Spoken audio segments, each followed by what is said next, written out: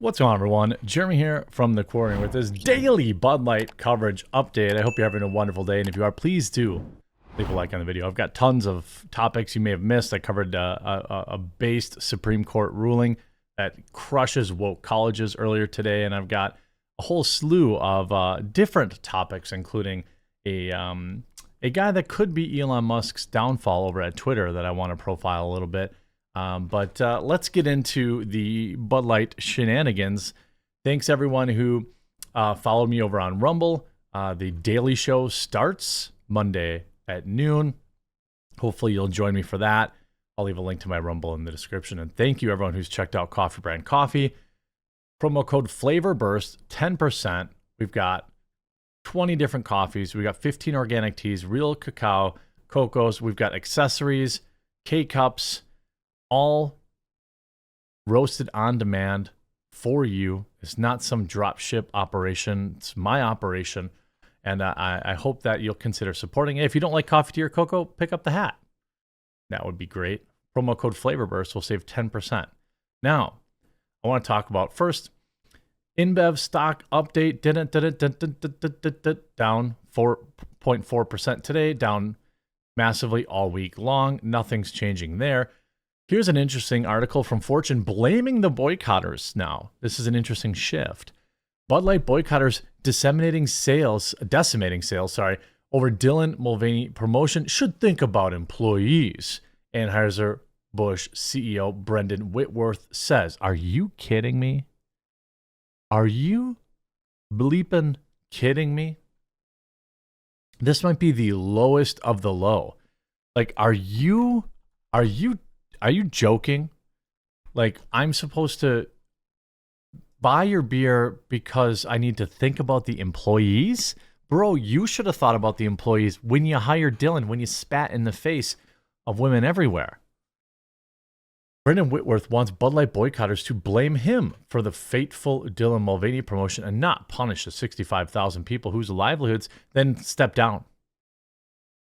Right? Pretty simple. Just step down, bro. Easy peasy, lemon squeezy. Speaking to CBS on Wednesday, the former U.S. Marine and CIA spy turned CEO of America's largest beer brewer, I wonder why that was, said the buck stopped with him and when it came to the disastrous promotion. One thing I love to make extremely clear is the impact is my responsibility. As a CEO, everything we do, I'm accountable, he said in the interview, which he reposted to LinkedIn, but not before disabling comments on the post. Gee, I wonder why. And why? Who the heck posts on LinkedIn? You're joking, right? Who even uses LinkedIn anymore? Asked what troubled him the most, he said it was the 18,000 workers and the additional 47,000 people employed by its distributors. That the number doesn't count the farmers, he said. There were also. Are you joking? Is this guy pulling my leg? He's literally saying, think of the kids. Think of all of the employees. By the way, you should have done that. What an absolute loser. Like, oh my God, guys. Bud Light got woke and you fought back successfully and made them remember who their customers were. But the employees, you should still buy Bud Light because the employees, sorry, I'm sure Bud Light employees watch my videos. Dude, if I'm you, I am mad at the CEO. You didn't choose to do this. You didn't want your distributors didn't want to do any of this. But are you kidding me with this? Then step down. Then there should be a petition inside of Budweiser that has 65,000 signatures of people that want him to step down. Right? That's what it should be. Because that's if the buck stops with him and the company lost $20 billion and your employees are suffering and your distributors are suffering, who is to blame? Well, it's you, CEO, and you should step down then, right? The fact that you would tell your customers who are loudly boycotting your woke policies that it's somehow their fault, that they should still buy your product because employees, is one of the lowest blows I could have imagined. It's absolutely pathetic. I mean, Are you joking? Yeah, the employee.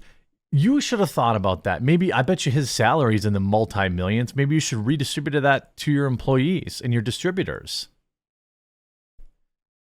Cheaper than water. Retailers try to unload Bud Light. The brand is still struggling to win back customers. They're not going to, especially with this CIA stooge running it. Nowhere is more apparent than at the stores where cases of beer sit untouched. A recent steamy Sunday afternoon, customers strolled through the aisles of Glenn Miller's beer and soda warehouse, where overhead fans circulated the hot air. People heading to picnics, graduation parties, and other togethers in Pennsylvania community just across the Susquehanna River from Harrisburg, breezing the store. Next to the 30 packs of Miller Lite on sale for $24.99 sat a stack of Bud Light. A large banner above it noted that after a rebate, a 30-pack cost a mere $8. Andy Wagner, the manager of an 18-year-old veteran of the store, said Miller Lite was selling well, and the Bud Light, no, not so much. At this point, it's cheaper than some of the cases of water we're selling in the back, Mr. Wagner said, noting that sales of Bud Light in the store since mid-April were down 45% from a year ago. It's just not moving like it used to. Well, dang it, you pesky customers. After you leave a like on this video, give yourself a smack for daring to stand up for yourselves. That's what the CEO wants. It's your fault. This article by country music star calls Bud Light outrage silly. Mind your own business? What? What do you mean mind your own business? Who are all these country music stars on the take? Looks like Tyler Farr will gladly be showing up to Garth Brooks' new Nashville bar to drink some Bud Light. The country singer, backed by Brooks' latest sentiment towards the embattled brew, calling the outrage towards Bud Light silly and nonsense. In an interview with Fox Digital, I mean, that didn't offend me at all, Farr said when asked about Brooks' recent comments. I live out in the country. I mind my own dang business. I think more people should mind their own dang business, to be completely honest. The world will be a heck of a lot better place. You're joking, right? Is this guy, how many times is he going to play on the Bud Light tour now? If people want to drink Bud Light, go ahead. I don't drink beer anyway. Well, that's a real country star. So it really doesn't affect me. But it's a kind of like the last couple of years in our society has just been full of silly stuff. Just a bunch of silly stuff, just nonsense. I mean, that's probably true. But if you understood even a little part of this, you would understand that we didn't want the silly nonsense, did we? It was thrust upon us. We didn't want this. New analysis says that Bud Light will lose 25% of its business permanently. Hopefully people gave up beer and are checking out Coffee Brand Coffee. Yeah. After self-destructing in the name of signaling virtue, Bud Light is looking at a permanent loss of nearly 25% of its business, according to Deutsche Bank analyst Mitch Collette in a recent Barron's article. Quote, "We believe recent underperformance implies a permanent reduction in AB InBev's U.S. business," wrote Collette, referring to Anheuser-Busch InBev's parent company Bud Light. "Our proprietary survey data suggests that the headwinds are likely to fade even if we do not expect the U.S. business ever to fully recover from current challenges. Data gathered by Deutsche Bank suggests that 24% of Bud Light customers will no longer purchase the brand ever, while another 18% are buying less of it. Taken together, our survey shows that Bud Light as a brand faces significant challenges, particularly with older customers. However, we believe forward-looking data sets imply that challenges will be at least partially fade," wrote Collette, who actually upgraded shares of AB InBev to buy from hold with a new target price of $65.92. That said, another analyst, Evercore's Robert Ottenstein, said Bud Light will permanently lose between 15 and 20% of its volume, after which declines will resume at about the average rate of the past 10 years. Budweiser will also see a similar pattern, he continued in a note highlighted by Yahoo Finance, in which quotes Collette as Bud Light and Anheuser-Busch are at the end of the tunnel of the controversy. Yeah, I'd probably say that's true. I can tell by, general interest, even in the videos, is down. Interactions with their Twitter are down. People have made up their mind. People have made their decision. They've stopped drinking Bud Light, or they haven't. And that's kind of where it's at. I talked about, like, I gave someone the business for drinking Busch Light, and their reaction was clear. It was clear in their reaction that they had already heard it all for weeks before, and they were going to still drink Busch Light. And that's okay, by the way.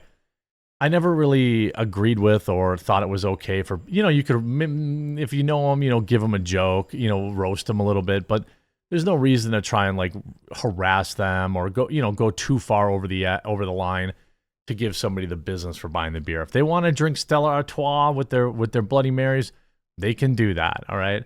You can give them, you can make fun of them a little bit here and there, but I think any more than that's a little rough. The new marketing for Bud Light, I think, has been pretty interesting, pretty brutal. I don't think they're ever going to get it back. And I think that this will last the summer.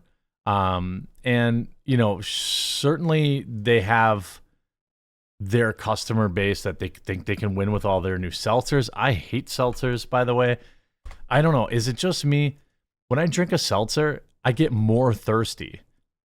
Like, even drinking these, I try to get off energy drinks now, because now, the aspartame stuff. These things, these spin drifts, they're nice, but every time I take a drink, I feel more thirsty. It's weird. I'll be down in just old H2O. Now, you see, even on their Twitter, 875 people. You're seeing people are just yesterday, they had 3,100 people dunking on them. Today, it's just 800. The day before, 3,400, 5,800. You can see it is fading out. But this is a lesson, hard-fought lesson that we need to be prepared to teach any new company that wants to go down this road, and be ready for next Pride Month, because it's going to be a battle. I hope you enjoyed this video. If you did, please do leave a like on it. If you made it this far and you haven't yet tried out any of my coffee, tea, or cocoa, I would only ask that you check out our reviews. We have thousands and thousands of reviews, 5,134 reviews. That speaks for itself, with an average review score of 4.8 out of 5. And these, you can see, are all customers. When I ask people to leave reviews, I ask them to take a picture so that, everyone can see they're an actual real customer. And promo code FlavorBurst to save. And also, remember, my new show starts Monday at noon over on my Rumble page. Make sure to give that a follow. And we'll talk to you again real soon.